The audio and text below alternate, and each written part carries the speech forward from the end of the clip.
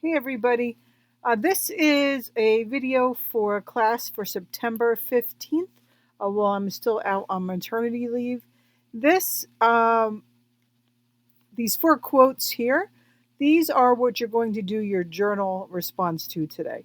So you can pause this if you want or stop it and pick any one of the 4 quotes that you wish. Make sure you let me know which one you're referring to in your journal and just reflect some of your thoughts on it. A key is to connect it to your justice collage. All right, if you could connect it to your justice collage. Once you're done with that, we're going to continue with our notes for this unit. So I'm going back here. You have this slideshow.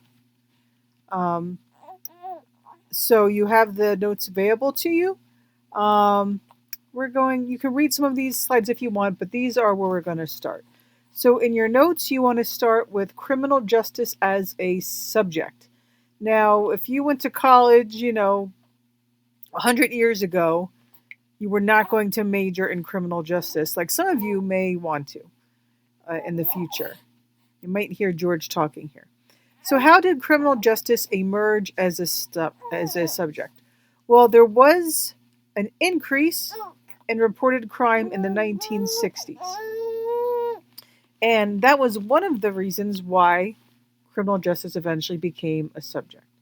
So, what was going on in the 1960s for crime to increase?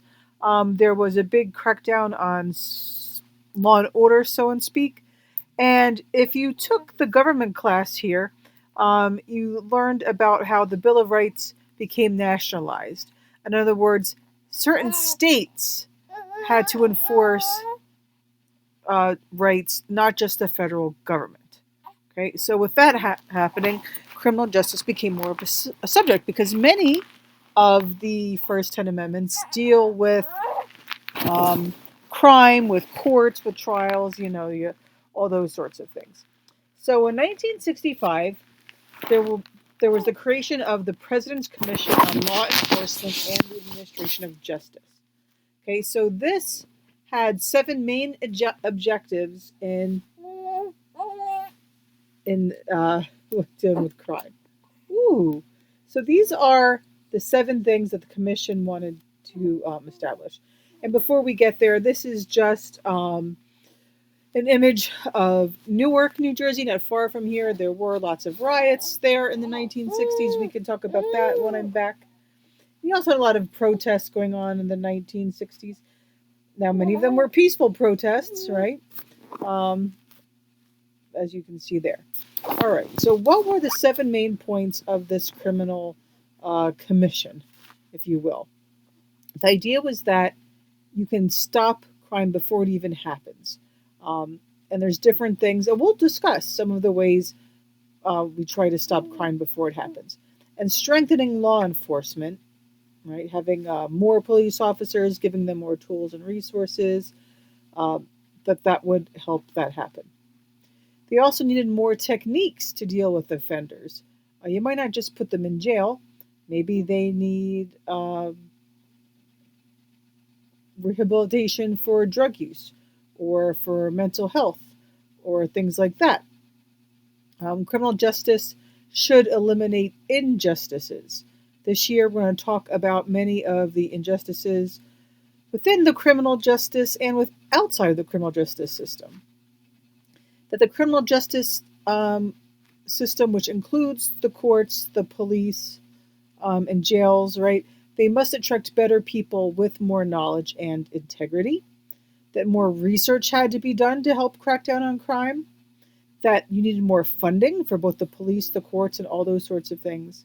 And that people and civic organizations are responsible for crime as well. You can't just say the police are going to stop crime, right? What kind of civic organizations? What just people in society? How can they help with crime? Right. So those were the 7 objectives, and we're going to talk a lot about their features. All right. So we're going to go here. Oh no! Sounds like something just fell downstairs. Criminal justice. So let's look at this definition. This is a working definition. It is the structure, the functions, and the processes of those agencies that deal with the management of crimes. So, like I said, this year that's going to be focusing on these three areas: police, the courts, and corrections. Now, what is the study of criminology? Criminology is separate than criminal justice. Criminology is sort of applying science to this. What is the scientific study of the nature of causes of crime, deals with crime rates, deals with punishment and rehabilitation of offenders, and also the prevention of crime. So you can see here, and as an example with this data, is what is the main cause of crime? Well, you can say it's just the perpetrator. But maybe a history of family violence may lead to it, or maybe living in poverty. This, there's many different charts on this, and they don't all have the same figures as this one is. So if you have a question on that, that might be why. All right. Remember to pause this whenever you need to. We'll also learn there's a study of criminal law. So criminal law is where you're going to get the definitions of crime, elements of crime, what are the criminal intent, what are justifications of crime, and what is the defense against crime. I don't have the video on, sweethearts. Aww. Yes. So these are all the things that criminal law might study. So criminal law is the branch of modern jurisprudence. Jurisprudence basically means studying the law that deals with offensive committed against the safety and order of the state. Criminal procedures. It's the series and steps and actions authorized by the law or courts to determine whether a person is guilty, it should be is guilty, or not guilty. Keep in mind, I'm sorry, I keep getting distracted here. Keep in mind, there's many steps to this, right? From maybe getting pulled over, or maybe getting investigated, or maybe getting arrested, and then going through the court. Like this is not just one step, right? There's many, many different steps and levels involved here, especially if it's something that to do with a local crime or a state or a federal, right? They're all going to be different steps. Constitutional law, if you study that, you're going to study the legal rules and principles that define the nature and limits of governmental power and the duties and rights of individuals in relation to the state. When we say to the state, it could be the federal government, not just, a state government. So really like applying the Constitution to what's going on, right? Is, why do you have to say the Miranda rights? When don't you, right? Like when do you need to make sure that you have a lawyer to help you with your defense?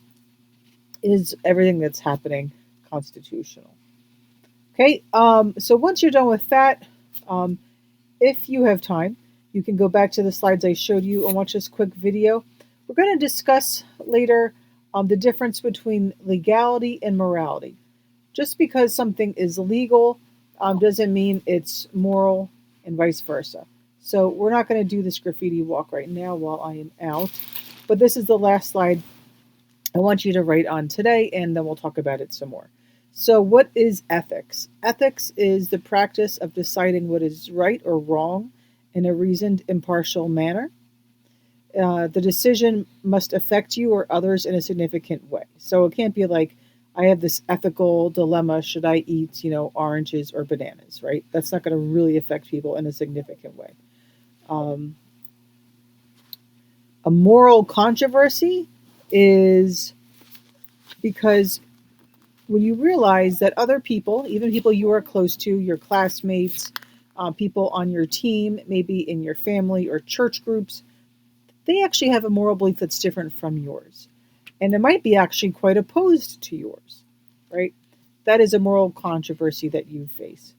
Now, a moral dilemma is when it seems to be like there's equally good justifications for each side, right?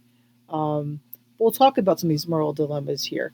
When we talk about the death penalty, you might say, is this a moral controversy or a moral dilemma? when people have different views than your own, for example. Okay, I know I went through this pretty quickly. These are just some basic things. So you want to make sure you understand the different fields of study with criminal justice, right? So what's criminology versus constitutional law versus what's criminal justice. I know the basics of legal versus moral because we're going to be getting into that soon. All right. Thank you. Thank you.